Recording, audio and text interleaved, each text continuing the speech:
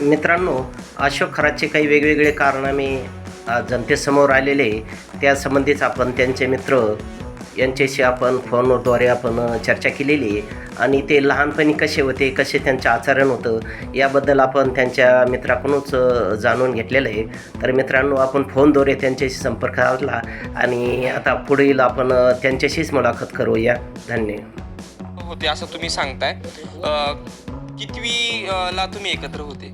आम्ही पहिलीपासून तर 6वी पर्यंत साहेब मी एकत्र होतो. कुठे ह्या गावामध्ये? कांडवाडी वावी, अगोदर कांडवाडी 4थीपर्यंत, 4थीनंतर वावीला गेलो आम्ही. 4थीपर्यंत आमच्या गावात शाळा होती. त्याच्यानंतर 5वी ते 6वी वावीला गेल्यानंतर मग काय साहेब 7वीपर्यंत पुढं मी नव्हतो त्यांच्या संघ. मग 7वीच्या पुढं मग ते काय नेमकं, मग तेवढं नंतर ते साहेब कुठं दुसऱ्या देशात डवरीवर गेले. म्हणजे तुम्ही इथं एकत्र होते बरोबर? त्याच्यानंतर मग वावीला गेले. वावीला कितवी पर्यंत? वर्ष त्यांच्या संघ मी शाळेत होतो. त्याच्यानंतर तुम्ही शाळेत गेले नाही का? मग मी नाही गेलो शाळेमध्ये. माझी गरीबी असल्यामुळे मी शाळेला, माझे पैसा नव्हता. पूर्वी शाळेला पैसा लागायचा, आता पैसा लागत नाही शाळेला. सायकलवर जायचे का इथून? अहो सायकलीवर नाही काय, सायकल काय पायी पायी जायचो. अच्छा. तेव्हा सायकल काय, तेव्हा पैसाच नव्हता. तुम्ही किती भाऊ?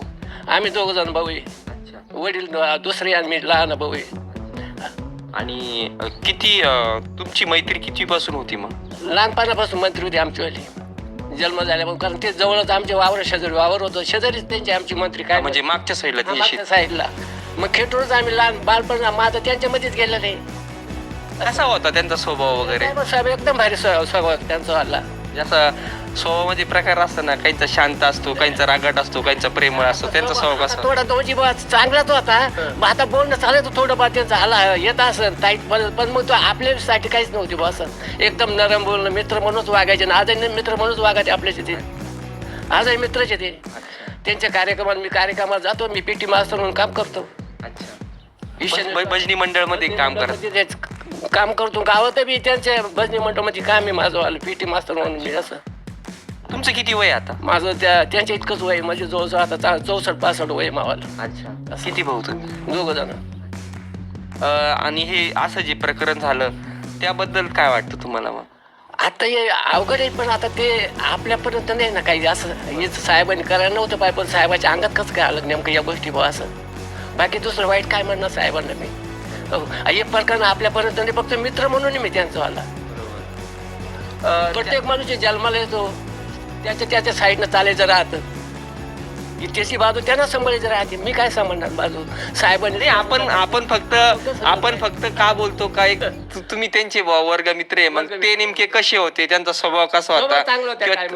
मस्त स्वभाव होता म्हणून आपण विचारतोय, बाकी काय नाही. मित्रच ते मित्रासारखे एवढं मागे बालपणचे मित्र जे माझे एवढं पुढे ते, म्हणजे ते माझे मित्र म्हणून माझे वागायचे त्या मापत. तसं काय मला त्यांनी काही चमत्कार दाखवले. आणि दुसरी गोष्ट, ते गावातून कधी ते बाहेर गेले किंवा त्यांचा गावाशी संपर्क कसा राहायचा? गावाचा संपर्क आहे ना, ते त्यांच्या त्या ईशान्येश्वर तिकडं गावामध्ये त्यांचा संपर्क. त्यांनी म्हणजे शिरले नाही गावामध्ये कधी, म्हणजे असं का कोणाला त्रास दिलेला सुद्धा नाही गावाने. किती शिक्षण झालं होतं त्यांचं? साहेबांचं आता 10वी पर्यंत, पण मी साहेबांचा संघ 6वी पर्यंतच होतो ना शाळेत. 10वी पर्यंत शिक्षण झालं? हा, त्यांचं एवढं 22-10वी पर्यंत शिक्षण. त्याच्यानंतर ते कोणत्या दौऱ्यावर गेले ते ना परदेशामध्ये. मग आणि ते परदेशात गेलं म्हणजे कसे गेले? त्यांचे कोणी मित्र वगैरे होते का त्यांचे? कोणा सांगतात आता त्यांचा अभ्यास मोठा, हा पण बारीक, पण त्यांच्या हिशोबानं ते भरपूर लांब गेले अगदी. अच्छा. देशामध्ये. मग ते पुन्हा ते 10-5 वर्षामध्ये गावात आले. तिने गावात आले ना, त्यांचा घरचा विकासही केला. हो. घरचा विकास काय काय केला त्यांनी मग? तिने लहानसं घर बांधलं कुटुंबाला. अच्छा. कुठं? इडं शेजारी इडं. अच्छा. हो. आणि तो काळ म्हणजे गरिबीचाच होता. त्यांचाही काळ गरिबीचाच होता. कातडी मोठा होता. खरंच साहेबांनी मी मोठा हाकायचो नेहमी त्यांच्या. मला गावात समजलं ना, मोठा हाकायचे. कातडी मोठा होता. तुम्हाला सांगतो, शाळातून आलो का खरंच साहेब जेवले खावले एकमेकाच्या जवळचे असायचे. चालले साहेबांक. हो. आज साहेब पण त्या टायमात बालपण होते त्यांचं वालं. मोठा का काका? मोठामध्ये साधारण 2 बैल लागत असेल ना ओढायला? 2 मोठा 4 बैल, म्हणजे 4 बैलाचे मोठा होता. 4 बैल लावायचे? 2 बैल एका मोठाला. बर. आणि मग बागायत करायचं. आणि एका मोटर मध्ये साधारण पाणी किती अंदाजे लिटर राहत असेल? आता समजा 200 लिटरची टाकी तर 70-75 किंवा 100 लिटर पाणी जाते. कातडी मोटर असायची, काही ते पत्र्याच्या मोटर असायच्या.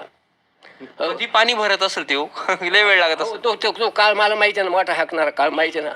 आणि ते मोठा मी स्वतः हाकलेल्या साहेबांसंग साहेब हाकायचे समजा स्वतः. 5 गुंठे किंवा 10 गुंठे राहणे ते भरायला किती वेळ लागत असेल मग? बराच टाइम किती बागायत मोठा हाकल्यानं 10 बिघ्याच्या पुढे बागायत होत नव्हतं. बापरे बाप. किती मोठा तुम्ही दिवसभर हाका पार दिवसभर 1 बिघ्याच्या पुढे माणूस. मोठा संघ हाकल्याचा हो, हो, मोठा त्या काळ आमचा तसाच होता ना. त्याच्यानंतर ते मला असं